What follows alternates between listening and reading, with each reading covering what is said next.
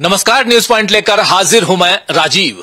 दोस्तों, इस वक्त हम लोग श्रीनगर में हैं, कश्मीर में, और आपने जैसा आप जानते हैं कि हम लोग यहां से ऑलरेडी देश बंधु और डीवी लाइव, जी हां, डीवी लाइव का अब एक नया चैनल ऑलरेडी जम्मू कश्मीर से शुरू हो चुका है। उसको भी आप देखिए, सब्सक्राइब कीजिए। लेकिन देश में जो कुछ चल रहा है उसको लेकर लगातार चर्चा, और उस चर्चा में न्यूज पॉइंट में आज सबसे बड़ी बात हम करने जा रहे हैं कि अमित शाह ने आखिर ऐसा क्या कह दिया कि देश भर में हंगामा हो मचा है। दरअसल आप जानते हैं कि संविधान के नाम पर चर्चा चल रही थी, और संविधान पर जो सदन में, दोनों सदनों में चर्चा हुई, वहां से अंबेडकर साहब का नाम आना और अंबेडकर साहब के नाम को लेकर जिस प्रकार अमित शाह ने बयानबाजी कर दी, खासकर राज्यसभा में, वहां से परिस्थितियां बीजेपी की और बिगड़ती हुई दिखाई दे रही हैं। और दूसरी तरफ आप याद कीजिए कि राहुल गांधी ने इसी संविधान और मनुस्मृति को लेकर तुलनात्मक बातें कही थी और पूछा था सीधे सीधे नरेंद्र मोदी से सवाल, बीजेपी से सवाल पूछे थे राहुल गांधी ने कि आखिर आप दोनों में से किसको चुनेंगे? अगर आप सावरकर को चुनते हैं तो फिर संविधान को कैसे आप चुन सकते हैं? बहुत सारे सवालों का जवाब प्रधानमंत्री नरेंद्र मोदी को, जो लोकसभा में नहीं दे पाए थे, राज्यसभा में देना चाहिए था। लेकिन कल प्रधानमंत्री नरेंद्र मोदी नदारद दिखे राज्यसभा से और सीधे वहां अमित शाह पहुंचे उनकी बात अपनी तरफ से रखने के लिए। और अमित शाह ने अंबेडकर साहब पर जो बयानबाजी की, इसके बाद से पूरी की पूरी परिस्थितियां बदलती हुई दिखाई दे रही हैं। और सबसे बड़ी बात कि यहां पर बीजेपी जो है वो घिरती हुई नजर आ रही है। और यहां तक कि मल्लिकार्जुन खड़गे, जो कांग्रेस के अध्यक्ष हैं, उन्होंने, और राज्यसभा में एलओपी हैं, लीडर ऑफ अपोजिशन, नेता प्रतिपक्ष, उन्होंने साफ साफ आज रात के 12 बजे तक अल्टीमेटम दे दिया है कि आप 12 बजे तक मोदी जी अपने गृह मंत्री अमित शाह से इस्तीफा मांग लीजिए, वरना हम बताएंगे कि देश में संविधान को लेकर अगर आप, और खासकर अंबेडकर साहब को लेकर अगर आप ऐसी बयानबाजी करेंगे तो फिर अच्छा नहीं होगा। तो ये सारी बातें, लेकिन सबसे पहले कि आखिर अमित शाह ने कहा क्या था। जी हां, अमित शाह ने सदन में, राज्यसभा में अंबेडकर साहब के बारे में कहा क्या, जिस पर हंगामा बरप गया है, जिस पर हंगामा मच गया है। सुनिए जरा अमित शाह को। मान्यवर, अभी एक फैशन होगा है, अंबेडकर अंबेडकर अंबेडकर अंबेडकर अंबेडकर अंबेडकर। इतना नाम अगर भगवान का लेते तो 7 जन्मों तक स्वर्ग मिल जाता। तो अच्छी बात है ना। सुनिए तो, मान्यवर, अभी एक फैशन होगा है, अंबेडकर अंबेडकर अंबेडकर अंबेडकर अंबेडकर अंबेडकर। इतना नाम अगर भगवान का लेते तो 7 जन्मों तक स्वर्ग मिल जाता।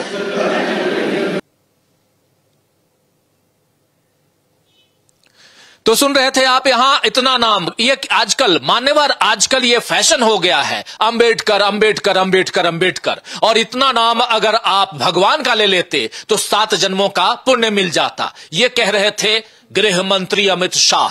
छोटी मोटी बात नहीं, छोटा मोटा या छोटी बयानबाजी नहीं, ये बहुत बड़ी बात है कि आप अंबेडकर की बात कैसे कर रहे हैं, जो संविधान के रचयिता हैं, निर्माता हैं, और उनको लेकर दलितों के बीच, और दलितों को किनारे कीजिए आप, कम से कम अगर कहा जाए तो इस देश के आवाम के बीच अंबेडकर साहब की कैसी चर्चा होती है और उनके प्रति लोगों के मन में क्या श्रद्धा है, यह आप सब जानते हैं। यहीं से बवाल मचा है, यहीं से हंगामा मचा है, और मल्लिकार्जुन खड़गे ने तो साफ साफ कह दिया कि आप इस्तीफा दे दीजिए। लेकिन इसी मसले पर इंडिया गठबंधन के तमाम दूसरे दलों के नेताओं ने भी अपनी अपनी बातें रखी हैं। लेकिन खासकर राहुल गांधी ने जो बात कही है, आइए उसे सुन लेते हैं। राहुल गांधी क्या कुछ कह रहे हैं इस मसले पे, आइए सुनते हैं, और धीरे धीरे आगे बढ़ेंगे। देश भर में आज हंगामा मचा हुआ है, वो भी समझेंगे। सुनिए जरा राहुल गांधी को। कॉन्स्टिट्यूशन के खिलाफ है ये, इन्होंने कहा, ये पहले ही कह रहे थे कि कॉन्स्टिट्यूशन को हम चेंज करेंगे, ये इसके खिलाफ हैं, अंबेडकर जी के खिलाफ हैं, उनकी विचारधारा के खिलाफ हैं। इनका पूरा का पूरा काम अंबेडकर जी ने जो किया और जो कॉन्स्टिट्यूशन है उसको खत्म करने का है, तो सब पूरा देश जानता है। क्या मांग करते हैं? कॉन्स्टिट्यूशन के खिलाफ है ये, इन्होंने कहा, ये पहले ही कह रहे थे कि कॉन्स्टिट्यूशन को हम चेंज करेंगे, ये इसके खिलाफ हैं, अंबेडकर जी के खिलाफ हैं, उनकी विचारधारा के खिलाफ हैं। इनका पूरा का पूरा काम अंबेडकर जी ने जो किया और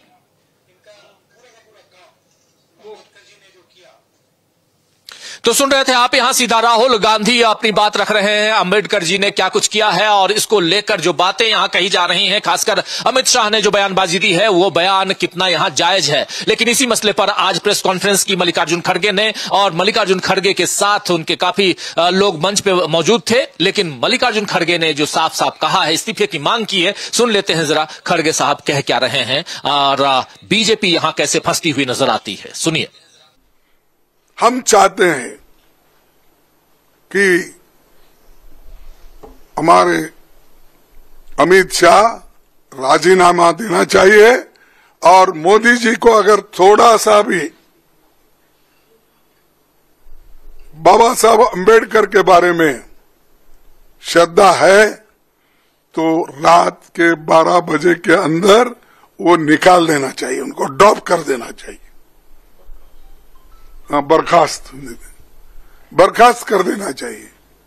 तो हमारी डिमांड ये है कि जो व्यक्ति संविधान का शपथ लेके अंदर आता है, मिनिस्टर बनता है, मेंबर बनता है, अगर उस संविधान का अपमान करता है तो उसमें उसको कैबिनेट में रहने का कोई अधिकार नहीं है। उनको फौरन ड्रॉप करना चाहिए, बर्खास्त करना चाहिए, तभी इस देश के लोग शांत रहेंगे। नहीं तो हर जगह बाबा साहब के बारे में नारे लगाएंगे, उनके लिए जान देने के लिए भी लोग तैयार हैं। ऐसा नहीं कि कोई मिलेगा नहीं, लेकिन आज के हमारे जितने भी सुशिक्षित भी है, अनपढ़ लोग भी हैं, बहुत लोग भी हैं जो बाबा साहब अंबेडकर के अभिमानी है। वो जात पात का सवाल नहीं है, बाबा साहब अंबेडकर सबके हैं, वो बैकवर्ड के भी हैं और जो अति पिछड़े हुए लोग हैं, इकोनॉमिकली जो वीकर है, ये सभी लोग उनके हैं। तो सुन रहे थे आप, यहां पर सीधे सीधे इस्तीफे की मांग कर रहे हैं मल्लिकार्जुन खड़गे। मल्लिकार्जुन खड़गे के अलावा यहां समाजवादी पार्टी के मुखिया और नेता अखिलेश यादव ने भी आज साफ साफ कहा है कि अमित शाह जी माफी मांगे। आइए जरा इनको अखिलेश यादव को भी सुन लेते हैं, इसी मसले पे क्या कुछ कह रहे हैं वो। बहुत सारे गरीब, शोषित, वंचित, पीड़ित लोगों के लिए बाबा साहब भीमराव अंबेडकर जी भगवान रहे हैं और आज भी घर घर, गांव-गांव उनको पूजा जाता है। उनका सम्मान ये है कि उन्होंने हक और सम्मान से जीने का रास्ता संविधान के माध्यम से तमाम गरीब, शोषित, वंचित लोगों को दिया है। पीडीए की लड़ाई में बीजेपी के लोग घबराए हुए हैं और इसी वजह से समय समय पे उनके मुंह से या उनकी तरफ से इस तरह का भाषा व्यवहार आता है। न केवल लोकसभा में भाषा इस तरह की इस्तेमाल हो रही है, बल्कि विधानसभा और विधान परिषद अगर आप उत्तर प्रदेश की देखेंगे तो इसी तरह का व्यवहार भारतीय जनता पार्टी के लोगों का है। उसी का परिणाम है कि आज विधानसभा भी नहीं चल पा रही है। वहाँ पर विधायकों को बाहर निकाला गया मार्शल के थ्रू, विधायक वेल में बैठे हुए हैं, सरकार तमाम सवालों का जवाब नहीं दे पाई। तो सुन रहे थे आप, यहां अखिलेश यादव को अभी आप सुन रहे थे। अखिलेश यादव जो बातें कह रहे हैं उसमें साफ साफ वो भी कह रहे हैं कि माफी मांगे। बाबा साहब अंबेडकर के नाम पर जो बयानबाजी हुई है और खासकर अमित शाह ने उनका अपमान किया है, इस अपमान पे उन्हें माफी मांगनी चाहिए। दूसरी तरफ आम आदमी पार्टी और कांग्रेस के कार्यकर्ताओं ने आज दिल्ली में अमित शाह के बंगले पर घेराव किया और वहां प्रदर्शन किया अमित शाह के निवास पर। और राजद यानी राष्ट्रीय जनता दल, शिवसेना के नेताओं ने भी इसकी भर्त्सना की है इस बयान की।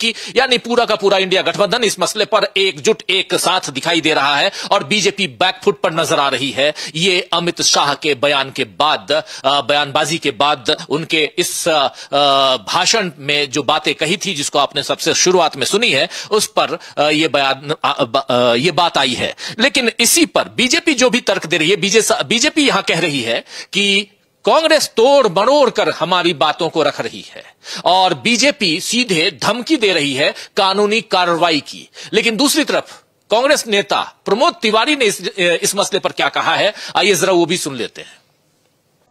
देखिए, ये अंबेडकर जी का ही सिर्फ अपमान नहीं है, जिस टोन में कहा गया, जिस अंदाज में कहा गया, वो अगर अंबेडकर जी नहीं होते तो हम वहां बैठे नहीं होते, न राज्यसभा होती, न लोकसभा होती, न संविधान होता।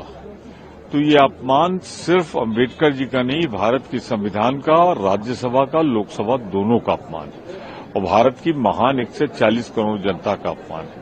क्या अंदाज था कहने का, अंबेडकर अंबेडकर अंबेडकर अंबेडकर। फिर अंबेडकर भगवान का कर लेते तो आप स्वयं चले जाते, नहीं अपमान अंबेडकर जी का करेंगे तो क्या होगा अगर इतना नाम लेंगे हम तो। और आप अंबेडकर जी का नाम लेने से हमें रोक दोगे, उनके बगैर देश का संविधान न होता, और संविधान नहीं होता तो हम आप यहां नहीं होते। लेकिन प्रधानमंत्री तो ट्वीट कर, संविधान नहीं होता तो हम और आप यहां नहीं होते, प्रमोद तिवारी कह रहे हैं। और क्या, कौन सी भाषा का इस्तेमाल कर रहे हैं, कैसे बोल रहे हैं यहां अमित शाह, ये सारी बातें प्रमोद तिवारी कह रहे थे। दूसरी तरफ अभिषेक मनु सिंघवी जो लीगल सेल जो है कांग्रेस का, उसके चेयरपर्सन भी हैं, खुद भी एक वरिष्ठतम वकीलों में से एक हैं और राज्यसभा सांसद हैं। उन्होंने भी कानूनी पक्ष को भी यहां पर रखा है। क्या कुछ कहा अभिषेक मनु सिंघवी ने, वो भी आइए सुन लीजिए।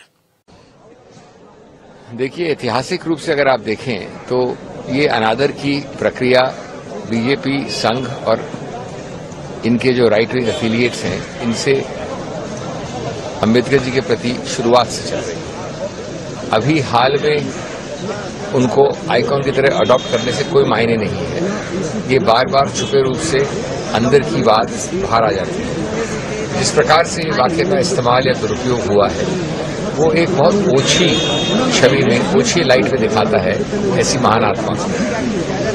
और एक छिछली या ऊंची बात करना किसी को शोभा नहीं देता है, सबसे कम एक देश के उच्च पदासीन व्यक्ति, गृह मंत्री।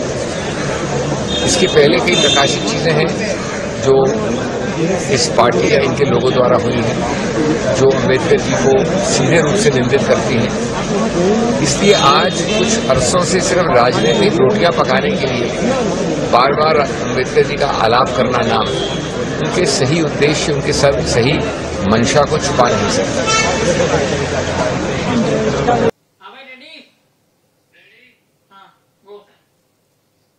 तो आप सुन रहे थे यहां अभिषेक मनु सिंघवी को तमाम नेता इंडिया गठबंधन के, कांग्रेस पार्टी के अपनी बात रख रहे हैं और ये अंबेडकर साहब का अपमान है। ये बात साफ साफ समझी जा सकती है क्योंकि साफ साफ सीधे शब्दों में जो कहा है। आइए जरा 11 सेकंड की बाइट है मात्र, और सदन के अंदर क्या कुछ कहा था अमित शाह ने, पहले उसको सुन लेते हैं। इसी पर तमाम प्रतिक्रियाएं आप लोगों ने सुनी और उसके बाद अमित शाह ने उसके बाद प्रेस कॉन्फ्रेंस की है। जब मल्लिकार्जुन खड़गे ने अपने साथियों के साथ प्रेस कॉन्फ्रेंस की, उसके बाद अमित शाह ने प्रेस कॉन्फ्रेंस की है। अमित शाह ने प्रेस कॉन्फ्रेंस में क्या कुछ कहा है यह भी सुनेंगे तुरंत बाद, लेकिन पहले सुनते हैं कि आखिर अमित शाह ने सदन के अंदर कहा क्या था। जरा सुन लीजिए पहले। मान्यवर, अभी एक फैशन होगा, अभी एक फैशन होगा है अंबेडकर अंबेडकर अंबेडकर अंबेडकर अंबेडकर अंबेडकर। इतना नाम अगर भगवान का लेते तो 7 जन्मों तक स्वर्ग मिल जाता। अच्छी बात है।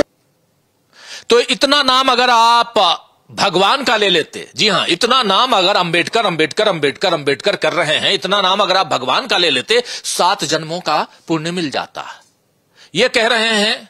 आखिर आप संविधान की बात कर रहे हैं या भगवान की बात कर रहे हैं? दोनों का दर्जा अलग अलग जगह पे है। एक आस्था का सवाल है, दूसरा जो है वो आपकी संस्था जो है, यानी इस देश को चलाने का सवाल है। देश भगवान भरोसे नहीं चल सकता, देश संविधान के भरोसे चलेगा। और संविधान को बनाने वाले अंबेडकर साहब जो उस कमेटी के चेयरपर्सन थे, उनके लिए आप ये शब्द कह रहे हैं। इस ढंग से अगर आप बयानबाजी दे रहे हैं, कर रहे हैं, तो इसका मतलब है कि आपके मन में उनके प्रति कितनी घृणा भरी हुई है, इसका अंदाजा लगाया जा सकता है। लेकिन इसके बाद जब चारों तरफ से घिर गए अमित शाह, चारों तरफ से घिर गई बीजेपी, दलदल में पैर धंस गए बीजेपी के, तो प्रेस कॉन्फ्रेंस करने आए अमित शाह अपने 2 साथियों के साथ, वरिष्ठ साथियों के साथ, और वहां उन्होंने सीधे धमकी दे दी कांग्रेस पार्टी को। सुनिए जरा अमित शाह को। खड़गे जी मेरा इस्तीफा मांग रहे हैं, इनको आनंद होता है तो शायद मैं दे भी दूं, मगर इससे इनकी समस्या का अंत नहीं है। अभी 15 साल तक कम से कम उनको वही जगह पे बैठना है जहां वो बैठे हैं। खड़गे साहब, मेरे इस्तीफे से आपकी दाल नहीं गलने वाली है।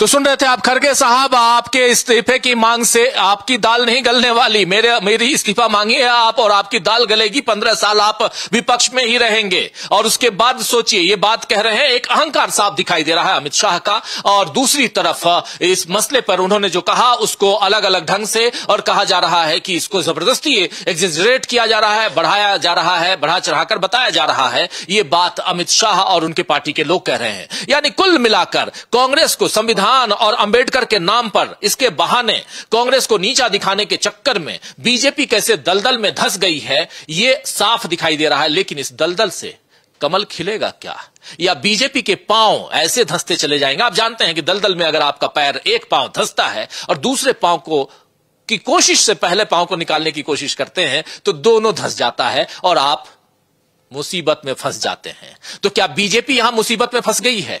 क्या बीजेपी को अमित शाह से इस्तीफा मांगना पड़ेगा? लेकिन प्रधानमंत्री नरेंद्र मोदी ने भी ट्वीट कर अपने पार्टी, फिर पार्टी की विचारधारा, अमित शाह के बयान, इन सबको सही ठहरा दिया है।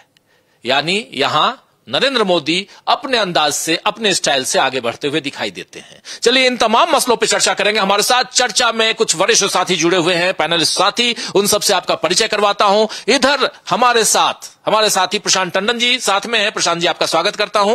और दूसरी तरफ उधर सुनील शुक्ला जी हैं हमारे साथ, शकील अख्तर जी हैं हमारे साथ, प्रेम कुमार जी हैं और अमलेंदु उपाध्याय जी हैं। आप पांचों का स्वागत है, इस्तकबाल है। स्वागत है, इस्तकबाल आप तमाम दोस्तों, साथी, शुभचिंतक आप सबका जो अब तक जुड़ चुके हैं या जो जुड़ने वाले हैं, आप सबका भी। सीधे शकील जी, पहले आपके पास आना चाहता हूं। गहमा गहमी का आलम, कल क्या कुछ कहा अमित शाह ने, और आज, कल रात से ही हालांकि बवाल मचना शुरू हो गया था, आज बवाल जो है वो और आगे तक फैल चुका है, पूरे देश में फैल चुका है।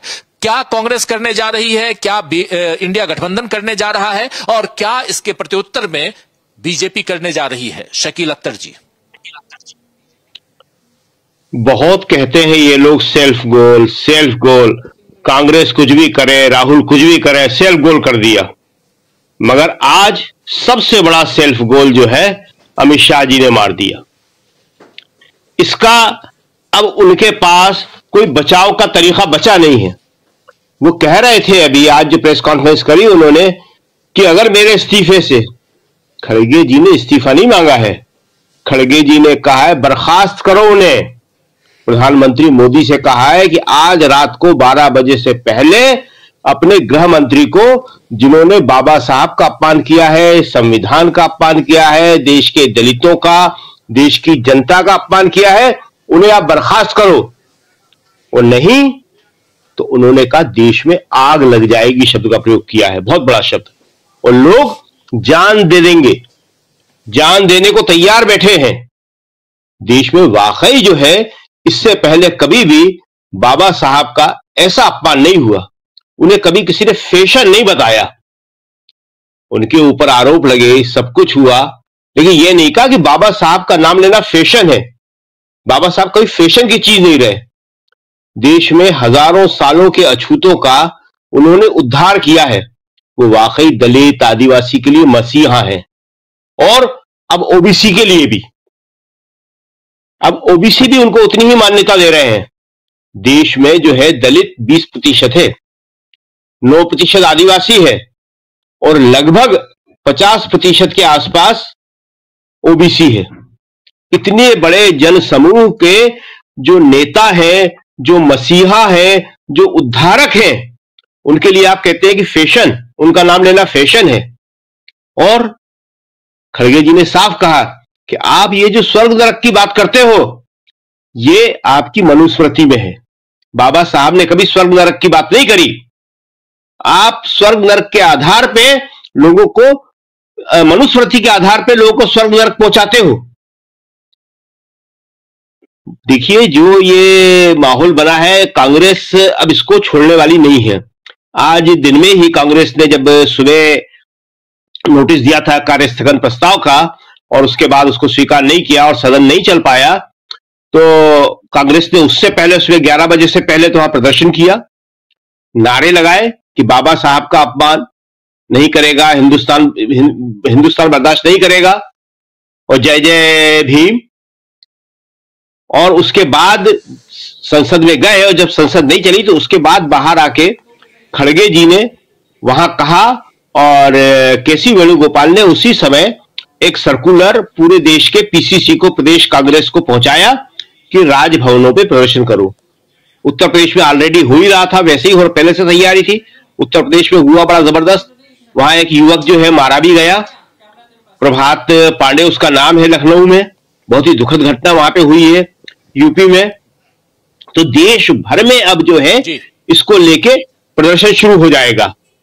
दूसरी जो बात है इसमें खास की, जो मोदी जी कह रहे हैं या बीजेपी कह रही है कि कांग्रेस ने ये किया, कांग्रेस ने वो कहा, इसका केजरीवाल ने बड़ा अच्छा जवाब दिया है और भी लोगों ने दिया होगा।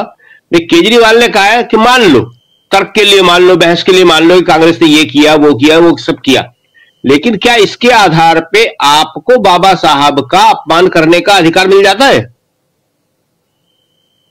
देखिए हुआ क्या कि अभी तक इंडिया गठबंधन के लिए जो एक माहौल बनाने की कोशिश कर रही थी और बीजेपी बड़ी खुश थी कि इसमें फूट पड़ रहा है।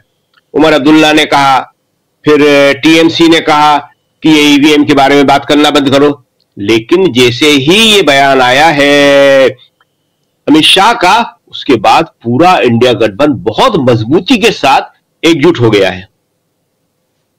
क्यों? क्योंकि इन सबको समझ में आ गया है। बिल्कुल शकील जी, बिल्कुल शकील जी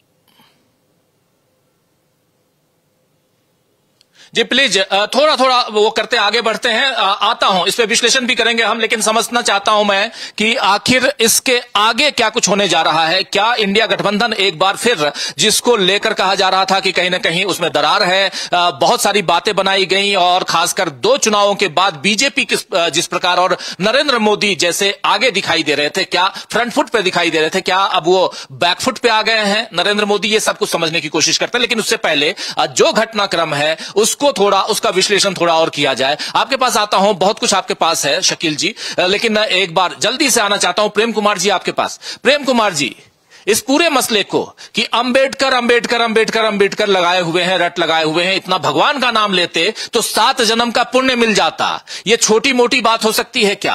और इससे क्या एक पूरा का पूरा, मैं बार बार ये बात कह रहा हूं कि दलित समाज ही नहीं, अंबेडकर सिर्फ दलित समाज के नेता नहीं थे, अंबेडकर इस देश के संविधान के रचयिता हैं। एक तरफ भगवान, दूसरी तरफ संविधान, और दोनों में से दोनों की अपनी अपनी अहमियत है। और वैसे में संविधान के रचयिता और उनका अपमान कैसे सहेगा हिंदुस्तान? जी बिल्कुल सही बात आप कह रहे हैं, सही प्रश्न पूछ रहे हैं। देखिए, बात मैं शुरू करता हूं अमित शाह जी के प्रेस कॉन्फ्रेंस से।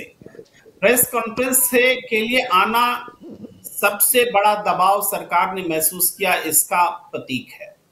और उस प्रेस कॉन्फ्रेंस में कहना कि हम उनकी खुशी के लिए, मल्लिकार्जुन खड़गे जी की खुशी के लिए इस्तीफा भी देने को तैयार हैं, ये आप समझिए कि उससे भी बड़ा दबाव है। आज तक 10-11 साल के शासनकाल में इतना बड़ा दबाव कभी इस सरकार ने महसूस नहीं किया था। और विश्वास कीजिए, हम जो उनका चेहरा पढ़ पा रहे हैं अमित शाह जी का, उनके पास अब कोई चारा नहीं रह जाने वाला है, उनको इस्तीफा देना ही पड़ेगा, उनको इस्तीफा देना ही पड़ेगा। मैं आपके इस पर यह नहीं कह रहा हूं कि मेरे मांगने से देना पड़ेगा। जो परिस्थितियां देश में निर्मित हुई हैं, असम में कांग्रेस कार्यकर्ता की जान गई है, लखनऊ में कांग्रेस कार्यकर्ता। थोड़ा सा रोकना चाहूंगा प्रेम कुमार जी। प्रेम कुमार जी, जो आप बात कह रहे हैं इस वक्त न्यूज पॉइंट में, ये बहुत बड़ी बात आप कह रहे हैं। क्या आप जो कह रहे हैं कि अमित शाह को इस्तीफा देना ही पड़ेगा, क्योंकि आप जानते हैं अमित शाह और नरेंद्र मोदी कहीं झुकने वालों में से नहीं हैं, और बहुत कुछ हुआ ऐसा जिसमें उनको, इन दोनों को आगे आना चाहिए था। अभी तक आप देख लीजिए मणिपुर की घटना, और मणिपुर में 2 महिलाओं का जो वीडियो आया था आज से 2 साल पहले, और वहां से कुकी और मैतेई के बीच में जो कॉन्फ्लिक्ट है उसको हम लोगों ने, खासकर हमने, हमारी टीम ने तो आंखों देखी, वहां की बहुत सारी रिपोर्टिंग्स अपने दर्शकों तक पहुंचाई है, और वहां तक नहीं गए। मणिपुर का नाम लेने से जिस प्रधानमंत्री को कहीं ना कहीं पसीने छूट जाते हैं, वो क्या अपने ही साथी, अपने सहयोगी गृह मंत्री अमित शाह से इस्तीफा मांगेंगे? क्योंकि आप जिस भरोसे के साथ कह रहे हैं, मुझे जरा यहां पर थोड़ा सा एक अड़चन टाइप की बातें लगी, इसलिए मैं कह रहा हूं। जरा इस पे भी विश्लेषण कर दीजिए कि आखिर किस बल पे आप, किस बिना पे आप कह रहे हैं कि वो इस्तीफा दे सकते हैं। जी जी, आपने बहुत अच्छा काउंटर दिया है और मुझे अवसर भी कि मैं इस बात को कहूं और बताऊं। देखिए, मणिपुर का में जो कुछ भी विभत्स घटनाएं हुई, उसका इम्पैक्ट ऑल इंडिया लेवल पर नहीं दिखा। देश पीड़ित महसूस नहीं कर रहा था, जबकि पूरा मणिपुर आज भी पीड़ित महसूस कर रहा है। जम्मू कश्मीर में जो कुछ भी हुआ, देश में पीड़ित तो छोड़िए, एक वर्ग आनंदित महसूस कर रहा था। तो वहां जम्मू कश्मीर के लोग कितने पीड़ित थे, वो देश के शेष हिस्से में महसूस नहीं हो रहा था। लेकिन अमित शाह ने जो बात कही है, देश का एक एक हिस्सा, एक एक प्रदेश और कोई पार्टी तक अछूती नहीं है जिनके नेता उनकी बात से दुखी नहीं है और गुस्से में नहीं है। इवन मैं कहता हूं, भारतीय जनता पार्टी के भीतर बगावत होगी इस मुद्दे पर। ये मुद्दा छोटा नहीं है। आज देखिए, लखनऊ में एक ब्राह्मण व्यक्ति है, कार्यकर्ता, जिसने जान दी है, और बीजेपी के ब्राह्मण जो उप मुख्यमंत्री है, उनको जाना पड़ा है अस्पताल में देखने के लिए। क्यों? क्योंकि ये मसला सीधे जुड़ गया है हर किसी से। ये इस देश में आज भी अंबेडकर को लोग ब्राह्मण और दलित और इन सब से ऊपर उठ करके देखते हैं, क्योंकि अंबेडकर ने देश को थोड़ा बहुत नहीं दिया है, संविधान दिया है। सिर्फ दलितों के लिए नहीं दिया है, गैर दलितों के लिए भी दिया है, अल्पसंख्यकों के लिए भी दिया है, श्रमिकों के लिए भी। जो श्रमिक कानून है आज संविधान में, वो बाबा साहब अंबेडकर के दिए हुए कानून है। ये इन बातों को समझिए। ये जो बात टाइमलाइन खींची है मल्लिकार्जुन खड़गे ने, सिर्फ इमोशन, वो जो इमोशन है, वो इमोशन पूरे देश का इमोशन है।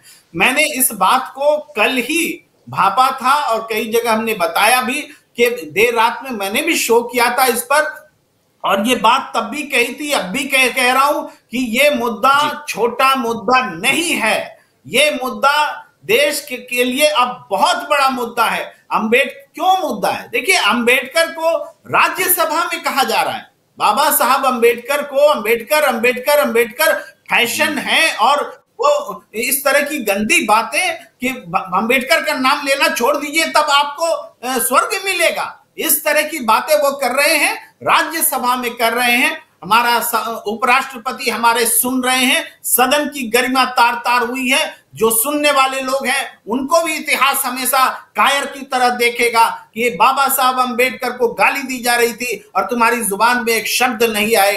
ये बात मैं कहता हूं, सदन में मौजूद तमाम लोगों के लिए ये सवाल आने वाले समय में रहेंगे। मैं पार्टी से ऊपर उठकर कह रहा हूं, जो लोग भी किसी भी पार्टी के मौजूद थे उस समय भी उनको प्रतिकार करना चाहिए था। ये भावना जब जनता के बीच आई है, जनता में जब रिएक्शन हुआ है, तब नेता रिएक्ट कर रहे हैं, और नेता को रिएक्ट करना पड़ेगा, अपोजिशन रिएक्ट करेगा और सत्ता को इस्तीफा देना पड़ेगा। मैं कहता हूं, लिख कर ले लीजिए, अमित शाह को इस्तीफा देना ही पड़ेगा। मैं विश्लेषण के आधार पर कह रहा हूं, कोई रास्ता नहीं बचा है।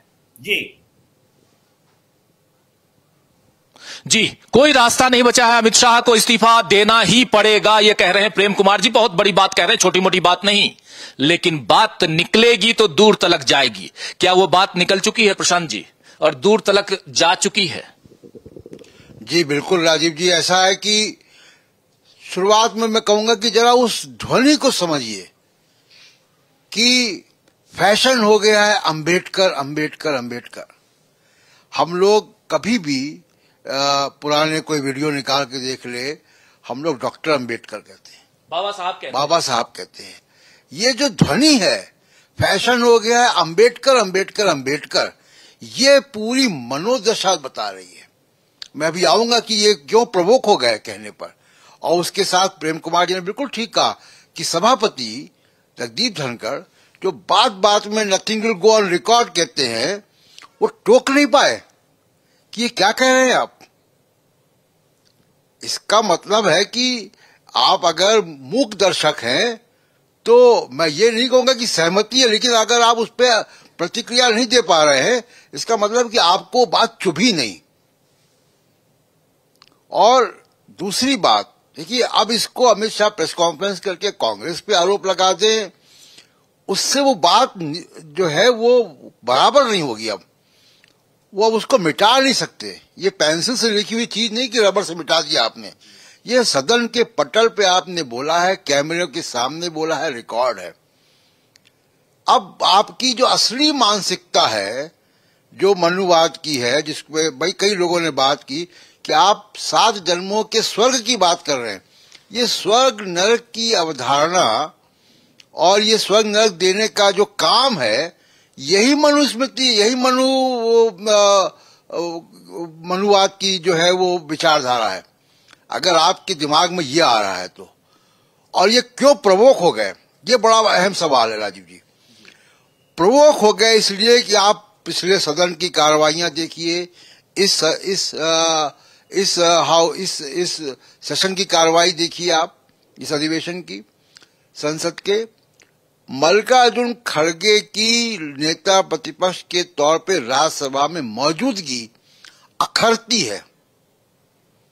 ये अखरती है सभापति को भी, किस तरीके की भाषा का इस्तेमाल वो करते हैं उनके लिए, नेता प्रतिपक्ष को जो सम्मान मिलना चाहिए वो नहीं देते हैं, और यही अखर रही थी बीजेपी को भी।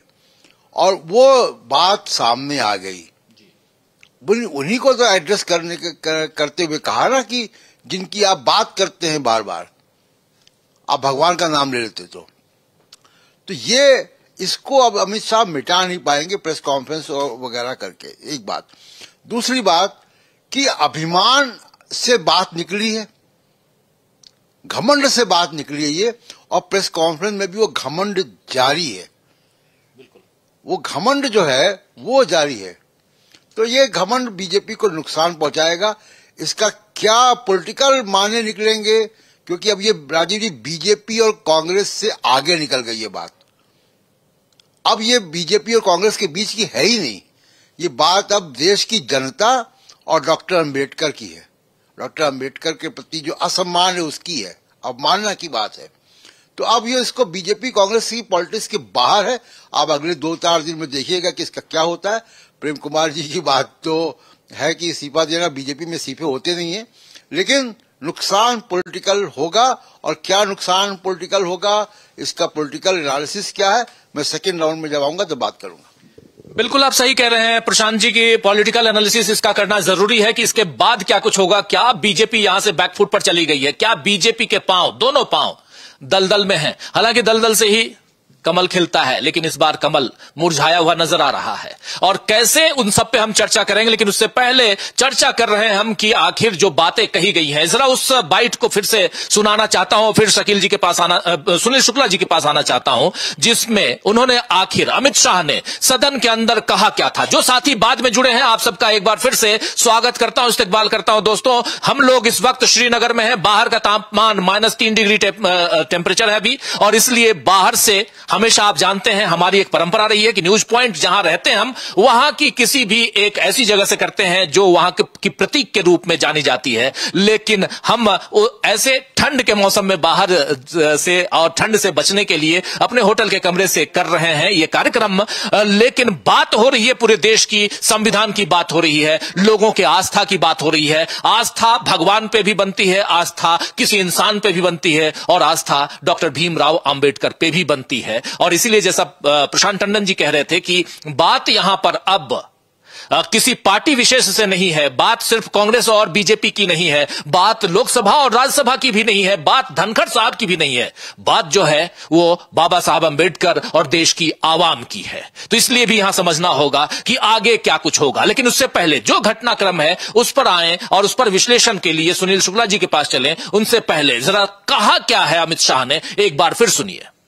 मान्यवर, अभी एक फैशन होगा, अभी एक फैशन होगा है अंबेडकर अंबेडकर अंबेडकर अंबेडकर अंबेडकर अंबेडकर। इतना नाम अगर भगवान का लेते तो 7 जन्मों तक स्वर्ग मिल जाता। अच्छी बात है ना। ना सुनिए तो मान्यवर, अभी एक फैशन होगा, अभी एक फैशन होगा है अंबेडकर अंबेडकर अंबेडकर अंबेडकर अंबेडकर अंबेडकर। इतना नाम अगर भगवान का लेते हैं तो 7 जन्मों तक स्वर्ग मिल जाता। अच्छी बात है ना। ना सुनिए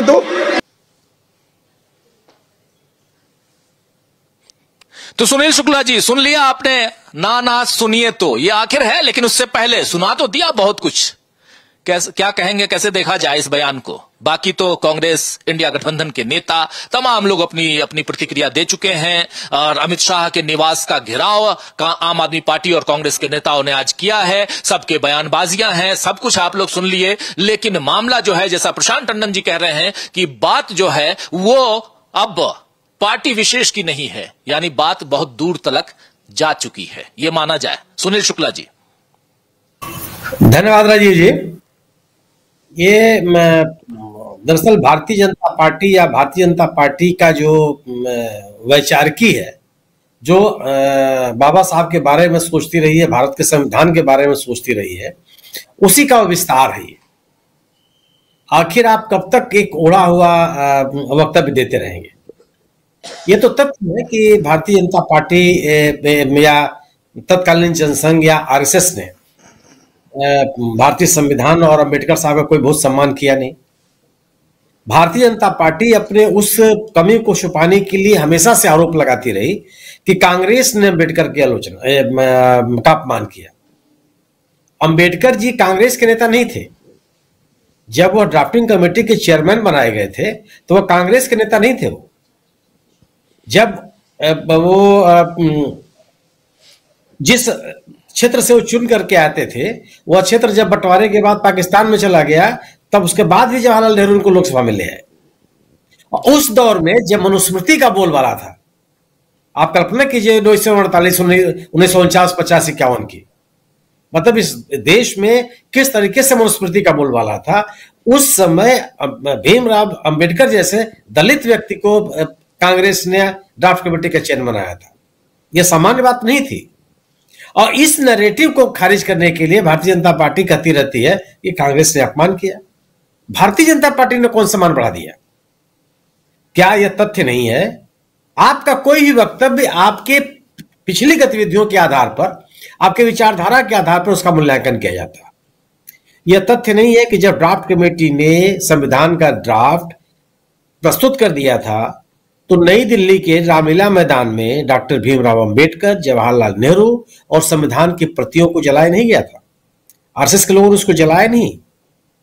जब ड्राफ्ट कमेटी ने अपना ड्राफ्ट प्रस्तुत कर दिया तो उसी साल 1949 में 48 में ऑब्जर्वर के एडिटोरियल में संविधान और अंबेडकर साहब के खिलाफ बातें नहीं कही गई थी।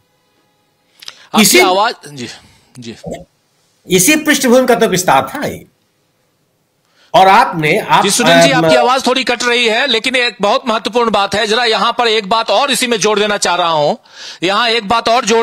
हूं, कि जब मल्लिकार्जुन खड़गे राज्यसभा में भाषण दे रहे थे और इन मसलों को, और उनसे पहले उधर राहुल गांधी ने जो भाषण दिया था जिसमें मनुस्मृति और संविधान दोनों किताबों को लाकर और सावरकर को सामने रखकर उन्होंने जो सवाल पूछे थे वो बहुत इंपॉर्टेंट सवाल थे। क्या ये सारे सवाल एक पर एक जो दागे गए बीजेपी के ऊपर, इससे विचलित होकर ये सारी बातें निकल के आई हैं सामने, और वहां पर साफ साफ दिखाई दे रहा है कि अमित शाह भटक गए, ऐसा माना जाए? या सोची समझी रणनीति थी अमित शाह की? बीजेपी जिस रास्ते चलती आई है वो बात अब निकल चुकी है, ये माना जाए? नहीं, यह किसी एक राजनीतिक दल का सवाल नहीं रह गया है। यह अमित शाह, बीजेपी इस मुद्दे पर फंस गई। यह इस तरह की बात करके उससे निकल पाना उसके लिए आसान नहीं होगा। सवाल यह है कि यह उन लोगों के लिए का महत्वपूर्ण विषय हो गया जो बाबा साहब को भगवान मानते हैं।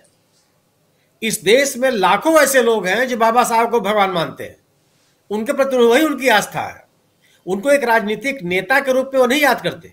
मात्र राजनीतिक नेता उनके लिए नहीं है, एक विचारक भर नहीं है, वो दलित उत्थान में लगा हुआ एक नायक भर नहीं है। वाकई उनको लोग भगवान मानते हैं। अपने घरों में विभिन्न आयोजनों के दौरान उनकी पूजा करते हैं वो। और ये मेरा व्यक्तिगत अनुभव है।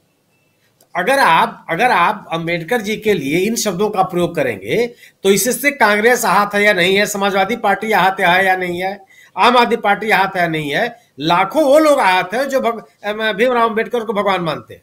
ये उनका सवाल है। और आप भले कहिए कि मेरे बयान को तोड़ मरोड़ के प्रस्तुत किया गया, अब वो दौर खत्म हो गया। आप किस तरीके से बोलते हुए दिखाई पड़ रहे हैं, किन शब्दों का आप प्रयोग कर रहे हैं, आपका बॉडी लैंग्वेज का क्या है, कहाँ फुल स्टॉप आप कहाँ लगा रहे हैं, ये सब कुछ दिखाई पड़ता है। उसमें उसको कोई इधर उधर नहीं कर सकता। अब इस बिना पर अपनी वक्तव्य से आप बच नहीं सकते। तो यह जो विषय है यह आम आदमी का विषय हो गया और कोई भी राजनीतिक दल इससे अलग नहीं हट सकता।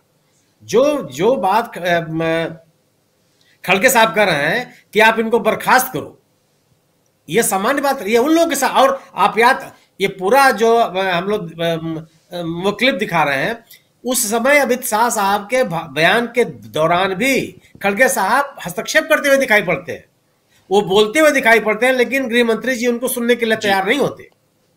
यह क्या है?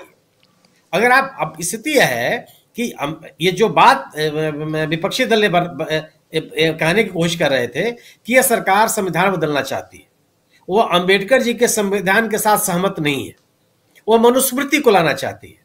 वो यह कहती रही है कि इस भारतीय संविधान में भारतीय कुछ नहीं है, जिसको डॉक्टर भीमराव अंबेडकर ने तैयार किया। आप इसी सोच के साथ आगे बढ़े हैं, आपकी राजनीति इसी सोच के साथ आगे बढ़ी है। भारतीय जनता पार्टी का जो वैचारिक संगठन है राष्ट्रीय स्वयंसेवक संघ, वह 2002 तक अपने मुख्यालय पर राष्ट्रीय झंडा फहराता नहीं रहा। तो अगर आपकी यह पृष्ठभूमि है और आपने यह बयान दिया, तो उससे अलग हट करके आपके बारे में कैसे सोचा जा सकता है? बात तो यही होगी ना।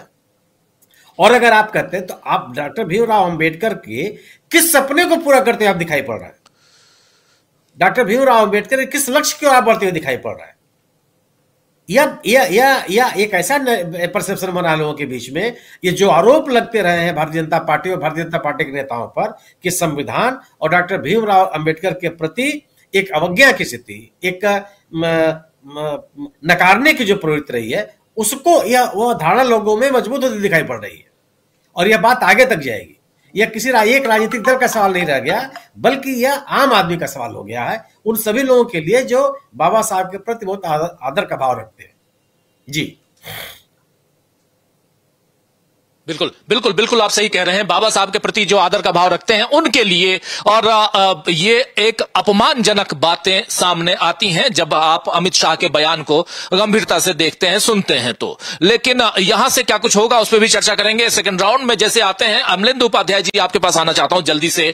आप इस मसले पर क्या कहेंगे? दिन भर आपने देखा गहमा गहमी का आलम, और एक तरफ कांग्रेस पार्टी, आम आदमी पार्टी, आरजेडी, शिवसेना, तमाम दलों के नेताओं ने अपनी अपनी बात रखी है। मायावती जी ने भी अपनी बात रखी है, लेकिन थोड़ा बाएं दाएं से निकलते हुए नजर आई, और कांग्रेस और बीजेपी को एक ही कहें तो यहां बाबा साहब अंबेडकर के अपमान में कांग्रेस का भी नाम जोड़ने वाली बात अगर मायावती जी कहती हैं, तो सीधा सीधा कहीं ना कहीं वो कुछ चीजें बचाने, छुपाने या अपना स्टैंड कहीं और दिखाने की कोशिश करती हुई नजर आती हैं। ज्यादा नहीं जाना चाहूंगा, क्योंकि मायावती जी की जो पॉलिटिक्स है वो अब किस दिशा में जा चुकी है, ये आपसे, हमसे या इस देश के आवाम से छिपा नहीं है। किसका साथ देती हुई नजर आती है ये भी छिपा नहीं है, लेकिन उनकी ये मजबूरी है कि वो अंबेडकर साहब का अगर अपमान है तो उस पर अपनी बात कुछ रखें, और उन्होंने वो अपनी बात एक्स पर लिखकर रख दी है। वहां नहीं जाना चाहूंगा, लेकिन तमाम नेताओं ने, और इस पर जो प्रतिक्रियाएं आ रही हैं वो बहुत महत्वपूर्ण है। आपके विचार इस पर जल्दी से, और फिर आएंगे शकील अख्तर जी के पास, और उनसे भी आगे क्या कुछ चल रहा है वो समझेंगे। बाकी तमाम साथी जुड़े हुए हैं, और आप तमाम साथी जो बने हुए हैं, आप सबका एक बार फिर से स्वागत करता हूं। अमलेंदु जी। देखिए राजीव जी, जो अमित शाह ने कहा है और जिस पर बवाल मचा हुआ है, ये साफ तौर पर दिखाई पड़ता है कि अमित शाह पहले से तैयारी करके आए थे कि उनको यही कहना है, और उन्होंने तैयारी के साथ इस बात को कहा है। और भारतीय जनता पार्टी का डॉक्टर अम्बेडकर के प्रति जो असली चाल चरित्र चेहरा है, उसका उन्होंने जो प्रदर्शन किया है, और उसका उनको कोई खेद भी नहीं है किसी भी तरीके का। ना सदन में खेद था जब उनको टोका जा रहा था, और ना बाद में जब वो प्रेस कॉन्फ्रेंस कर रहे तब उस पर उनको कोई खेद है किसी भी तरीके का। यानी नरेंद्र मोदी भी जो है अमित शाह के समर्थन में उतरे हैं, यानी कि नरेंद्र मोदी की भी शह जो है वो अमित शाह को है कि डॉक्टर अम्बेडकर का आपको अपमान करना है। और हो सकता है राजीव जी ये एक सोची समझी रणनीति के तहत किया जा रहा हो कि डॉक्टर अम्बेडकर का अपमान करना है। अब सवाल ये है कि इनको डॉक्टर अम्बेडकर से एकदम से इतनी एलर्जी क्यों हो गई, और वो एलर्जी इतनी हुई कि वो बाहर निकल कर आ गई। एलर्जी इनको पहले भी थी, ऐसा नहीं कि पहले एलर्जी नहीं थी, लेकिन इस एलर्जी में राजीव जी 2024 का जो लोकसभा चुनाव परिणाम है उसका बड़ा योगदान है कि उसकी वजह से ये वो कागज देखकर पढ़ रहे थे, वो अपना भाषण, लिखा हुआ भाषण पढ़ रहे थे। अमलेंदु जी लिखा हुआ भाषण पढ़ रहे थे, वो लिखा हुआ भाषण पढ़ रहे थे। एक बार फिर से दिखाता हूं, हाथ में कागज, लिखा हुआ भाषण। और जब राहुल गांधी कुछ लिखा हुआ पॉइंट्स पढ़ते हैं, भाषण पढ़ते हैं, लिखा हुआ भाषण पढ़ने में क्या दिक्कत? हम लोग भी तैयारियां करते हैं, हम भी पॉइंट्स लिखते हैं, हम भी स्क्रिप्ट्स बनाते हैं, तो इसमें दिक्कत क्या है? लेकिन बीजेपी घेरने की कोशिश करती है विपक्ष को। लेकिन आज क्या आप लिख के लाए थे कि अंबेडकर अंबेडकर अंबेडकर अंबेडकर? आप इतना नाम अगर भगवान का लेते तो 7 जन्म के पुण्य आपको हासिल हो जाते, पाप धुल जाते। जरा देख लेते हैं एक बार फिर से, उस विजुअल को लेके आइए। लिखा हुआ ये साफ यहां देख रहे हैं आप स्क्रीन पर, आप साफ देख रहे हैं स्क्रीन पे कि यहां हाथ में लिखा हुआ कागज, उसको देखकर पढ़ रहे हैं। और आप सीधा, इसका मतलब है कि आपको कहीं से या खुद को, हाईकमान तो आप खुद भी हैं, आपके साथी नरेंद्र मोदी, और आप लोगों ने यह तय कर लिया था कि आज डॉक्टर भीमराव अंबेडकर का अपमान करना है। अमलेंदु जी। जी हाँ बिल्कुल राजीव जी, उनके हाथ में पर्चा है, साफ तौर पर देखा जा सकता है कि वो इस पर्चे को देखकर ही पढ़ रहे हैं। और ये इसका मतलब पक्का है कि ये पहले से तय करके आए थे और ये रणनीति के तहत है। और नरेंद्र मोदी इसीलिए अमित शाह के समर्थन में खड़े हुए हैं कि अब जिस तरीके का नरेंद्र मोदी का भी ट्वीट आया है, वो भी अमित शाह की बातों की तायीद ही करता है, किसी भी तरीके से उसका विरोध नहीं करता है। और ना कोई इस तरफ दिखाई पड़ता है कि अमित शाह को डांटा जाएगा और उनसे कुछ माफी मंगवाई जाएगी, इस तरफ नहीं है। यानी राजीव जी, भारतीय जनता पार्टी ने तय कर लिया है कि अब उसको 2-2 हाथ डॉक्टर अम्बेडकर से करने हो। क्यों करने हैं? बात यह है असल में इसलिए करने हैं क्योंकि जो 2024 के लोकसभा चुनाव के परिणाम आए और उसमें 400 पार का नारा जो लगाया गया था, वो समझ में आ गया भारतीय जनता पार्टी को कि उस 400 पार के नारे की वजह से संविधान जो था वो एक बड़ा मुद्दा इस चुनाव में बन गया और उसकी वजह से भारतीय जनता पार्टी को नुकसान हुआ। तो बीजेपी को लगता है कि अगर डॉक्टर अम्बेडकर ना होते तो ये इस तरीके का संविधान ना बनता, इस तरीके का संविधान ना बनता तो इस संविधान को बदलने की जरूरत नहीं पड़ती। और इस संविधान को अगर बदलने की जरूरत नहीं पड़ती तो 400 पार का नारा लगाने की आवश्यकता नहीं पड़ती। और 400 पार का नारा लगाने की आवश्यकता जब पड़ी तो उसके परिणाम जो थे वो 2024 के लोकसभा चुनाव में दिख गए। इसलिए इनको डॉक्टर अम्बेडकर से इतनी ज्यादा एलर्जी जो है वो खुलकर अब आ गई है, हालांकि पहले भी थी राजीव जी। जी बिल्कुल। बाबा साहब अम्बेडकर और बीजेपी, इनकी नीतियां, इनकी रणनीतियां और साफ साफ संविधान के प्रति इनकी कितनी आस्था, इन सब पर कई बातें हो चुकी हैं, लगातार बातें हुई हैं। अभी अभी सुनील शुक्ला जी भी बता रहे थे कि संघ मुख्यालय यानी आरएसएस मुख्यालय पर 2002 में, वो भी कोर्ट के आदेश के बाद, और आप तिरंगा फहराते हैं तो आप समझ सकते हैं कि आजादी के बाद 2002 तक आपने तिरंगे का अपमान किया या नहीं किया। यह सवाल देश की जनता पूछ सकती है, पूछना भी चाहिए। बीजेपी आरएसएस इस मसले पर घिरते हुए नजर आए हैं हमेशा, लेकिन अब जब हम आगे बढ़ रहे हैं, ये एक मसला सामने आ चुका है, ऐसे में अब आगे क्या कुछ होगा? क्या यहां पर जो अल्टीमेटम दिया गया है मल्लिकार्जुन खड़गे की तरफ से कि आज रात 12 बजे तक इस्तीफा दे दें अमित शाह, वरना क्या होगा? आगे क्या कुछ रणनीतियां हैं, समझते हैं। शकील जी, एक बार फिर से आना चाहता हूं आपके पास। और क्या चल रहा है कांग्रेस मुख्यालय में, क्या कुछ चल रहा है इंडिया गठबंधन के अंदर खाने, और क्या कुछ चल रहा है उधर बीजेपी की तरफ, जरा आप बताइए। देखिए, इस बात को इस तरह समझा जाना चाहिए कि देश में आज तक सबसे ज्यादा मूर्तियां किसकी तोड़ी गई और पिछले 11 साल में उनकी गति कितनी तेज हुई है। अगर देश इस बात को समझ जाएगा जो वो समझ रहा है, तो जो आज कांग्रेस ने कहा, जो आज इंडिया गठबंधन ने कहा, जो सवाल आप पूछ रहे हैं कि आगे क्या होगा, उसका जवाब अपने आप मिल जाएगा। देश में इस समय एक बहुत ही बेचैनी की स्थिति है। अंबेडकर के बारे में, अंबेडकर का विरोध बहुत लोगों ने किया, मगर इस तरह उपहास उड़ाने वाला, अंबेडकर के खिलाफ बहुत लोग बोले, गंदी से गंदी भाषा बोली, मगर अंबेडकर का उपहास उड़ाने की कोशिश शायद आज तक किसी ने नहीं करी। और उपहास उसका उड़ाया जाता है जो कुछ नहीं है, कि तुम हो क्या। जिस तरह एक दलित का मनुस्मृति वाले दक्षिणपंथी लोग यथास्थिति वाले मजाक उड़ाते हैं। आज ठीक पढ़े लिखे डॉक्टर, देश को संविधान देने वाले अंबेडकर का इन्होंने वो मजाक उड़ा दिया। राहुल ने जो कहा था वो आज स्पष्ट हो गया। राहुल ने लोकसभा में एक हाथ में संविधान और दूसरे हाथ में मनुस्मृति लेके जो बात कही थी कि देश के संविधान को मानने वाले हम हैं, मनुस्मृति मानने वाले वो हैं, और इसी तरह आज उस बात को सिद्ध करते हुए अमित शाह ने बता दिया कि अंबेडकर को मानने वालों में से हम नहीं है। मतलब अंबेडकर वर्सेस अंबेडकर विरोधी हो गया, संविधान वर्सेस मनुस्मृति, अंबेडकर वर्सेस अंबेडकर विरोधी। ये स्पष्ट विभाजन देश के लिए बिल्कुल अच्छा नहीं है। विचारधारा बहुत सारी होती है, उनके आधार पर राजनीति होती है, लेकिन इस तरह का विभाजन जो देश में तनाव पैदा करे वो बीजेपी की खासियत है। जो विभाजन और बंटवारे की राजनीति करती है, जिसको राहुल गांधी ने कहा था कि पूरे देश में केरोसिन छिड़क दिया है, एक चिंगारी की जरूरत है, और वो चिंगारी आज बुरी तरह कल अमित शाह जी ने लगा दी। बिल्कुल। देखिए देश में स्थिति क्या है जी, देश में स्थिति क्या है इसको समझने के हमें कुछ आधार तय करना पड़ेंगे, तो हम आसानी समझ जाएंगे। 75 साल पहले सदियों की बनी हुई एक स्थिति थी, और सिर्फ 75 साल पहले में 5000 साल पहले की स्थिति डॉक्टर अंबेडकर ने तोड़ दी।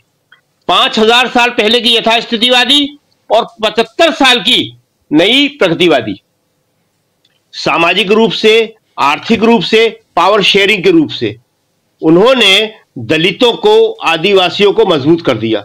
और जैसा हमने कहा कि दलित और आदिवासियों के तो मसीहा हैं ही पहले दिन से, अब ओबीसी के भी हो गए हैं। वो एक बहुत बड़ा देश में मध्यम वर्ग तैयार हो गया है, शहरी मध्यम वर्ग, पढ़ा लिखा, जिसके पास नौकरियां हैं, जिसके पास पैसा है और जिसके पास अपने विचार भी हैं। अमित शाह और नरेंद्र मोदी अब इसका मुकाबला नहीं कर पाएंगे। उनके लिए, जैसा कि अखिलेश ने भी कहा, खड़गे जी ने भी कहा, कुमारी शैलजा ने भी कहा, सबने कहा कि वो भगवान ही है। वो स्पष्ट रूप से कह रहे हैं कि आप कहते हो कि इतना नाम भगवान का लेते, तो इन लोगों ने स्पष्ट रूप से कह दिया है कि वो हमारे लिए भगवान ही है। दूसरी एक खास बात कि ये क्यों कहते हैं ऐसे, देखिए जो मानसिकता होती है, जो विचारधारा होती है, वो कभी छुपती नहीं है। जब ये सत्ता में नहीं होते तो वो आपस में बातें करते रहते हैं, यही सब, नेहरू के बारे में, गांधी के बारे में, महिलाओं के बारे में, और जब सत्ता में आते हैं तो इनका डर खत्म हो जाता है कि अब कोई क्या कर लेगा, तो ऐसे ही बोलने लगते हैं। क्या क्या बोला अभी इन्होंने, कहा कि 99 साल के पट्टे पे देश आजाद हुआ, ये पहले भी बोलते थे, हमने पहले भी लिखा है, लेकिन अंदर खाने बोलते थे। पटेल की अंत्येष्टि में नेहरू नहीं गए थे, खुद मोदी जी ने बोल दिया। नौकरी के लिए नेहरू ने लोगों को बाहर भेज दिया, मतलब लोगों ने नौकरी दी तो उनका तर्क यह है कि इसलिए दी ताकि लोग राजनीति से दूर चले जाए। और अंबेडकर कौन, अंबेडकर के बारे में ये जो अपमानजनक भाषा है कि अंबेडकर ने थोड़ी संविधान बनाया था, हर जगह बार बार इस बात को कहते हैं कि अंबेडकर ने संविधान नहीं बनाया। तो आज जो है वो अमित शाह के मुंह से वो सारी बातें निकल आई जो ये लोग अंदर ही अंदर बातें करते थे, जो इनके वास्तविक विचार हैं। उन वास्तविक विचारों के सामने आने से निश्चित रूप से बहुत बड़ा असर पड़ेगा। देखिए 2024 का जो भी लोकसभा चुनाव हुआ था, उसमें इसीलिए यूपी से बीजेपी की सीटें कब आई कि वहां दलित शिफ्ट हो गया था। और दलित शिफ्ट क्यों हुआ, क्योंकि नौकरियों में उसका आरक्षण खत्म कर दिया था, लेटरल एंट्री देने लगे थे। भाई दलित इसी के सहारे तो आगे बढ़ा है ना, नौकरियों के सहारे ही, और वो आप खत्म कर दोगे तो जाहिर है कि वो शिफ्ट हो जाएगा। तो वो उसके शिफ्ट होने से बीजेपी नंबर 2 की पार्टी बन गई।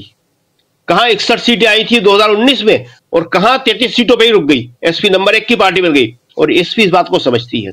अखिलेश बहुत मजबूती के साथ आगे आ रहे हैं, इसीलिए कि अखिलेश जानते हैं कि मेरे साथ दलित आ रहा है। दलित कभी भी मुलायम सिंह के साथ नहीं आया। तो यह स्थिति जो है देश में, आप जो पूछ रहे हैं क्या होगा, देश में एक कभी भयंकर स्थिति आएगी अगर अमित शाह को इन्होंने बर्खास्त नहीं किया। मोदी जी ने जो बर्खास्तगी की मांग, खड़गे जी ने ऐसी ही मांग नहीं करी है, बर्खास्त शब्द का प्रयोग कर रहे हैं और उसके लिए डेडलाइन दे रहे हैं कि रात को 12 बजे तक बर्खास्त कर दो। तो कल से जो है कांग्रेस का आंदोलन, इंडिया गठबंधन का आंदोलन देशव्यापी हो जाएगा बहुत तेज हो जाएगा। और जैसा कि हम बता रहे थे कि बहुत खराब स्थिति हो गई है। लखनऊ में एक युवक प्रभात पांडे जो है वो मर गया है। आज बड़ा जबरदस्त प्रदर्शन था। और ये भी बता दें कि 2 दिन पहले मध्य प्रदेश में प्रदर्शन था और आज देश भर के राज्यपालों के निवास के बाहर, राज्यपाल निवास के बाहर कांग्रेस ने प्रदर्शन किया। तो ये जो आपका सवाल है कि अब क्या होगा, इसका जवाब यही है कि अब देश में एक बड़ा तेज आंदोलन शुरू होने वाला है, जिसका मुकाबला अब ये केंद्र सरकार या डबल इंजन की सरकारों को करना मुश्किल हो जाएगा। जी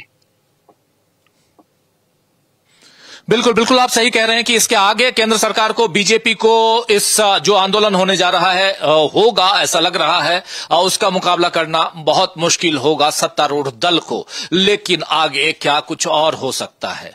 क्या इस्तीफा देंगे, बर्खास्तगी होगी अमित शाह की, या यहां फिर से स्थिति वैसी ही बहाल रहेगी जैसे अभी है?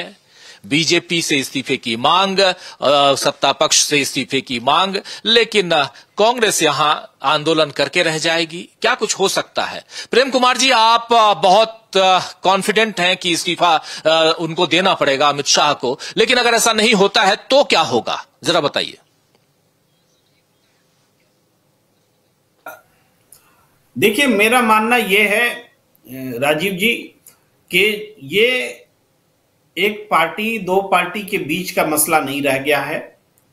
ये मसला सीधे इस देश की उस आबादी जो कि अंबेडकर को बहुत इज्जत के साथ देखती है, डॉक्टर भीमराव अंबेडकर उनके लिए भगवान के समान है। जैसा कि मल्लिकार्जुन खड़गे जी ने भी कहा कि डॉक्टर भीमराव अंबेडकर उनके लिए एक विशेष दर्जा रखते हैं, और ये आबादी पूरे देश में है। ये समूह अकेला नहीं है।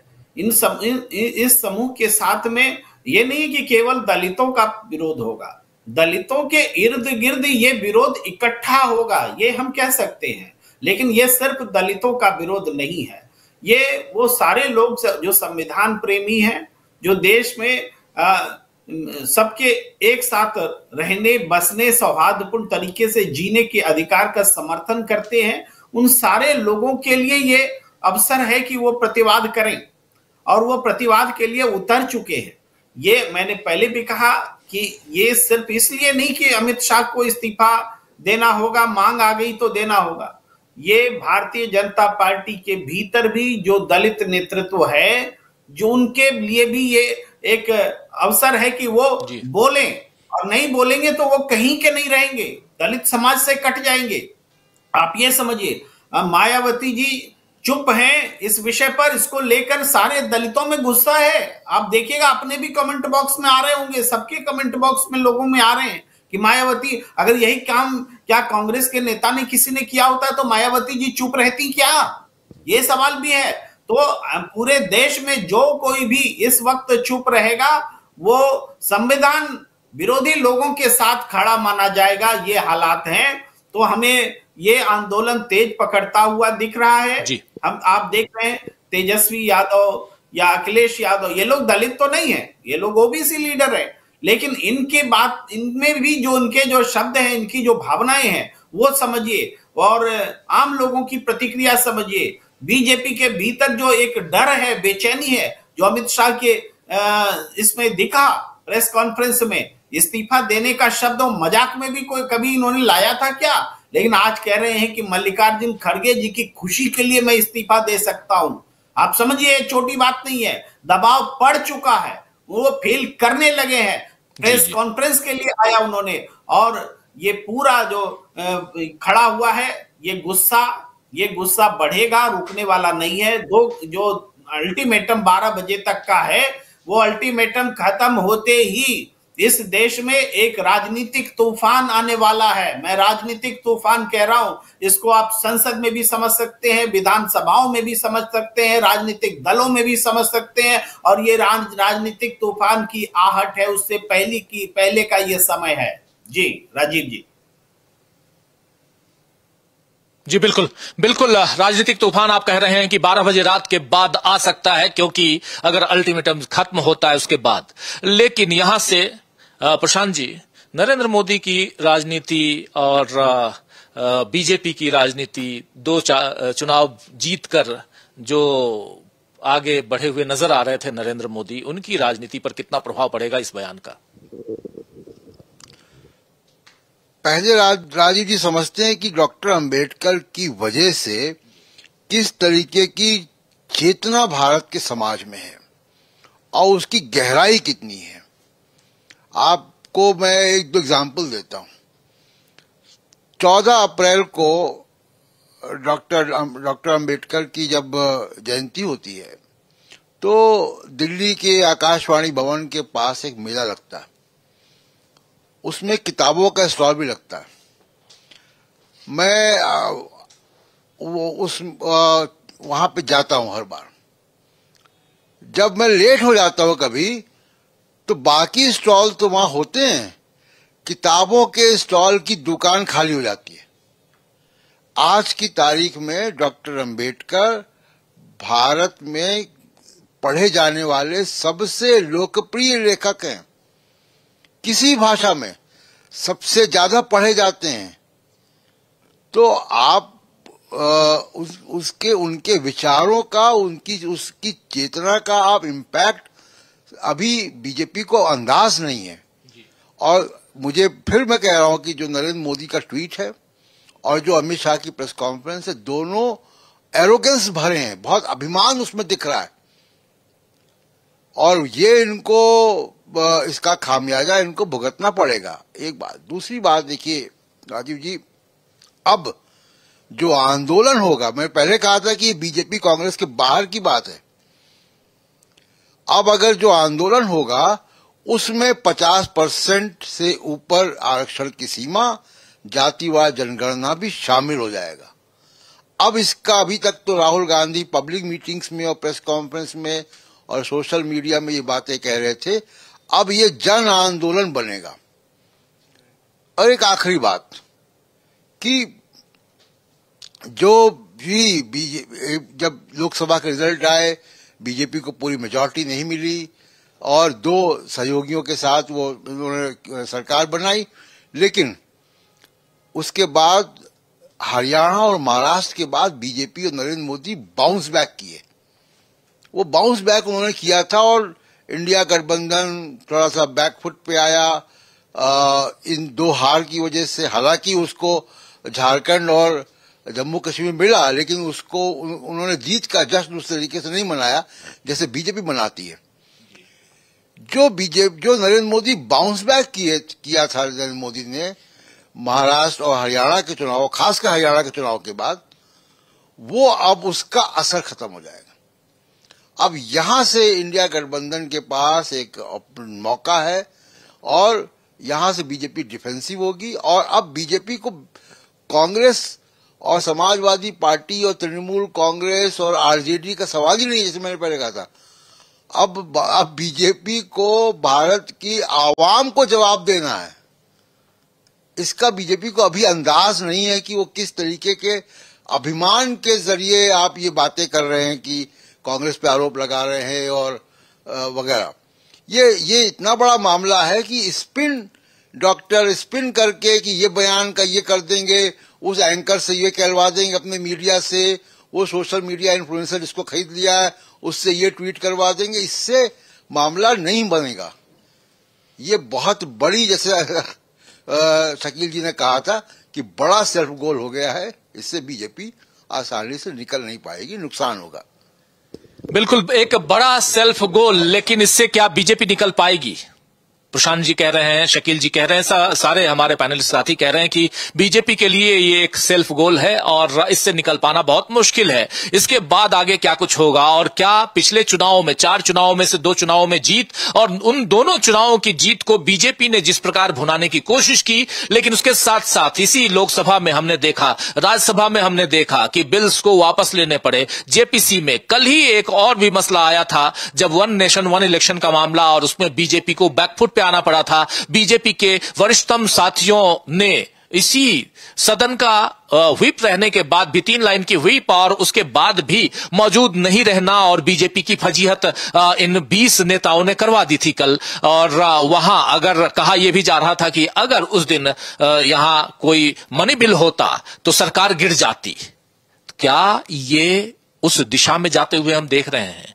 और सबसे बड़ी बात कि अब जब संविधान की बात, जिस पर 75 साल संविधान के हो गए और उसी पर चर्चा थी, और चर्चा में जो बात निकल के आई है, खासकर ऐसे मौके पे तो नहीं होना चाहिए था, ऐसी चर्चा नहीं होनी चाहिए थी, ऐसी बात नहीं करनी चाहिए थी जो कर दिए अमित शाह। लेकिन आगे क्या देखा जाए सुनील शुक्ला जी, यहां पर दिखाई आपको लगता है क्या कि बीजेपी थोड़ा सा जो फ्रंट फुट पे आई थी, नरेंद्र मोदी का उत्साह बढ़ा हुआ था, हालांकि ये एक अकेला सब पर भारी 56 इंच का सीना, ये सब बात वो कहते हुए नजर नहीं आए, और ये इस चीज को वो समझते हैं कि ये कहकर मुसीबत खुद मोल लेंगे। लेकिन अब यहां बहुत तेजी से नीचे गिर गए हैं, पिछले 2 दिनों में उनका ग्राफ नीचे गिर गया है, उसी ढंग से जैसे जीडीपी का ग्राफ गिर रहा है। नहीं, ये बयान जो हम लोग बात कर रहे हैं सेल्फ गोल की, तो ये बाल तो पोस्ट में जा चुका है अंदर ना, और कोई गलत तरीके से तो गया नहीं है। किसी को कोई मैदान में बाहर खड़ा होकर के किसी ने बाल गोल में डाल दिया हो, तो यह जो सेल्फ गोल है बाकायदे इसको स्वीकार करना पड़ेगा बीजेपी को। और एक ऐसी चीज है कि जो 2024 के इलेक्शन के बाद राज्य विधानसभाओं के चुनाव के दौरान भारतीय जनता पार्टी ने दलित मतदाताओं को या अम्बेडकराइट्स को अपने साथ लाने की कोशिश कर रही थी, वह पूरा का पूरा ताना बाना बिखर गया। और जो बात इंडिया दल समूह या विपक्षी दल भारतीय जनता पार्टी पर जो आरोप लगा रहे थे कि भारतीय जनता पार्टी चाहे संघ को मानने वाले लोग संविधान और अम्बेडकर के प्रति सम्मान का भाव नहीं रखते, यह बात सामने आ गई। क्योंकि अतीत में भी भारतीय जनता पार्टी या संघ के लोग वो करते हुए दिखाई पड़े हैं। संघ के लोगों ने डॉक्टर भीमराव अंबेडकर के पुतले जलाए हैं, उनकी शव यात्रा निकाली है उनके पुतलों की। ये तो इस सच्चाई है देश में, इससे कैसे मुंह मोड़ सकते हैं आप। और जिन लोगों के ऊपर बाबा साहब के अपमान का आरोप लगता रहा, अगर उसी विचारधारा को मानने वाले लोग बाबा साहब के बारे में इस तरह के शब्दों का प्रयोग करेंगे, तो इसको कैसे लोग अस्वीकार कर देंगे? आप कैसे इस नैरेटिव खारिज कर देंगे आप? वैसे जब भारतीय जनता पार्टी को लेकर के लोगों के मन में आशंका रही है कि भारतीय जनता पार्टी संविधान के प्रति बहुत सकारात्मक रुख नहीं रखती, वो कहती रही है कि संविधान में कुछ भी भारतीय नहीं है, वो कहती रही है कि संविधान को थोपा गया है, यह अपने आप इसका आविर्भाव नहीं हुआ, जो भारतीय परंपराएं हैं, मूल्य हैं, सोच है, उसका ये परिलक्षित नहीं करती, और उसकी उसी बात को अपने आगे आगे कह दिया। भीमराव अंबेडकर केवल एक सामान्य व्यक्ति नहीं है, उनको मानने वाले लोगों के लिए एक सामान्य नेता नहीं है, और केवल एक ऐसे व्यक्ति नहीं है जो संविधान सभा के सदस्य थे। वो एक ऐसे व्यक्ति है जिन्होंने लोगों के जीवन में तब्दीली लाने की कोशिश की। उन्होंने हिंदुत्व का समर्थन नहीं किया, उन्होंने सांप्रदायिक ध्रुवीकरण की बात नहीं कही, उन्होंने सामाजिक बदलाव की बात कही है। और क्या आप सामाजिक बदलाव की तरफ बढ़ते हुए देख रहे हैं? आप भीमराव अंबेडकर के सम्मान करने का दावा करेंगे और हिंदुत्व की तरफ बढ़ते हुए दिखाई पड़ेंगे, दोनों चीजें तो नहीं चल सकती। हिंदुत्व की वकालत अंबेडकर साहब ने कभी नहीं किया, तो आप उनकी विचारधारा से असहमत होते रहेंगे या उनकी विचारधारा या उनकी सोच के विपरीत काम करते दिखाई पड़ेंगे और यह दावा भी करेंगे कि मैं उनका सम्मान करता हूं, लोग कैसे स्वीकार कर लेंगे आप? और यह जो वक्तव्य है, यह वक्तव्य ऐसा नहीं है कि आपने अनायास आपने कह दिया, बाकायदे उसको आपने दोहराया है। और आपने ये कहा है कि अगर आप भगवान का नाम ले लेते तो 7 जन्म में आप उसको प्राप्त कर लेते। गोया कि आप अम्बेडकर जी को भगवान नहीं मानते। तो आप किनके आस्थाओं पर कुठाराघात कर रहे हैं? जो लोग बाबा साहब को भगवान मानते हैं।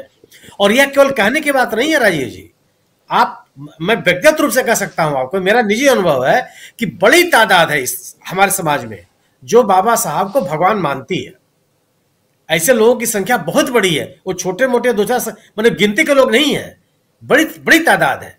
मैं निजी तौर से आपसे कह सकता हूं कि मैं खुद भी कम से कम 5-6 साल पहले तक ये मानता था कि एक विचारक है, एक लोगों के प्रेरणा स्रोत है, लेकिन भगवान का दर्जा उनको प्राप्त है, यह मैंने भी बहुत दिनों बाद महसूस किया। और ये मैं विश्वासपूर्वक कह सकता हूं कि है। और ऐसे लोगों को इस तरह के बयानों से, गृहमंत्री जी के बयानों से चोट लगी है।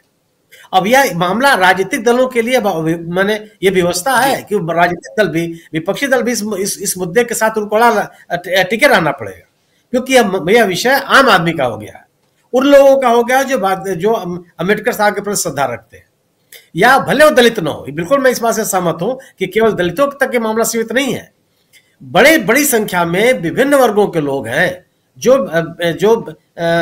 बाबा साहब के प्रति बहुत आदर का भाव रखते हैं, उनके सोच के प्रति बहुत आदर का भाव रखते हैं, ये उनकी भावनाएं प्रभावित हुई हैं। और भारतीय जनता पार्टी इस पर कुछ भी सफाई दे ले। मैं प्रेम कुमार जी के इस बात से काफी हद तक सहमत हूं कि इस्तीफा देने की स्थिति नौबत आ जाएगी, अन्यथा ये जो पॉलिटिकल नुकसान है, राजनीतिक नुकसान भारतीय जनता पार्टी को हो रहा है, इससे बचने का कोई तरीका उनके पास नहीं है। यह बात दिन प्रतिदिन, दिन हर क्षण गंभीर होती जा रही है और राष्ट्र में अभी प्रतिक्रिया इसकी हुई है। कोई ऐसा नहीं कि केवल कुछ लोगों ने, और इसका अंदाजा आप लगा लीजिए कि जब गृह मंत्री जी बयान दे रहे थे, तत्काल खड़गे साहब ने इसका विरोध किया, जिसको अनसुना कर दिया गया। तुरंत संसद से बाहर निकल करके लोकसभा और राज्यसभा के सदस्यों ने इसमें प्रतिक्रिया दी। कोई ऐसा व्यक्ति जो अंबेडकर साहब के प्रति आदर का भाव रखता है, इस बयान को स्वीकार कर ही नहीं सकता। और अगर कोई ऐसा व्यक्ति, मानी जा सकती थी कि हो सकता है कि स्लिप टॉप रंग हो, लेकिन वह उन लोगों के लिए होगा जो अंबेडकर साहब के लिए आदर का भाव रखते रहे हैं।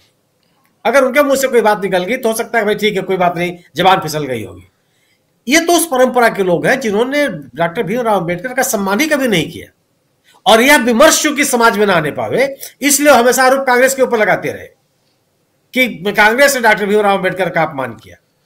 अगर भीमराव अंबेडकर, तो केवल उस विमर्श को रोकने के लिए, उस नैरेटिव को बैकड्रॉप में रखने के लिए, अगर आप भीमराव अंबेडकर के प्रति इतना ही सम्मान रखती होती भारतीय जनता पार्टी, तो भीमराव अंबेडकर की विचारधारा को आगे बढ़ाने वाले लोगों को समर्थन देती अपने कार्यकाल में।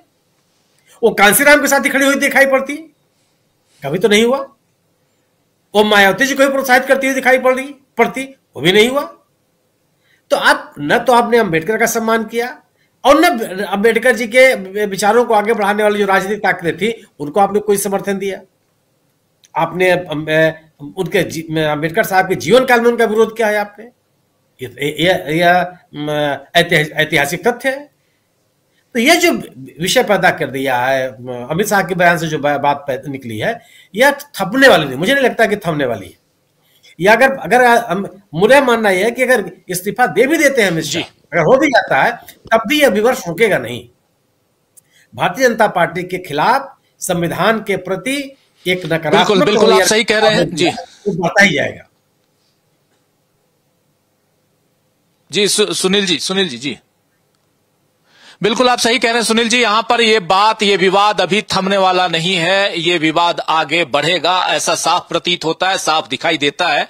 क्योंकि अगर इस्तीफा दे भी देते हैं, अगर इन्वर्टेड कॉमा में इस्तीफा हो भी जाता है, बर्खास्तगी भी हो सकती है अगर हो जाए अमित शाह की, तब भी, क्योंकि ये बात बहुत दूर तक जा चुकी है। और सबसे बड़ी चीज कि 2024 के चुनाव, लोकसभा चुनाव में इसी संविधान के नाम पर, इसी बाबा साहब अंबेडकर के नाम पर इंडिया गठबंधन ने 240 पे रोक दिया बीजेपी को। आपने देखा, हमने देखा, हम सब ने देखा। लेकिन उसके बाद अब फिर से थोड़ा सा आगे बढ़ने की कोशिश बीजेपी कर रही थी, और यहां पर एक बयान ऐसा आया है, इस बयान से बात बहुत आगे बढ़ चुकी है। और अब देखते हैं आगे होता क्या है। इसलिए क्योंकि बहुत इंपॉर्टेंट है कि आखिर आप ऐसे बयान दे क्यों रहे हैं और आपकी मंशा क्या है। मंशा साफ यहां दिखाई देती है, क्योंकि लिखित बयान लेकर आए थे अमित शाह जी और भाषण दे रहे थे। बहुत शुक्रिया अदा करना चाहता हूं आप तमाम साथियों का, सुनील शुक्ला जी आपका, शकील अख्तर जी आपका, प्रेम कुमार जी, अमलेंदु उपाध्याय जी, और इधर साथी हमारे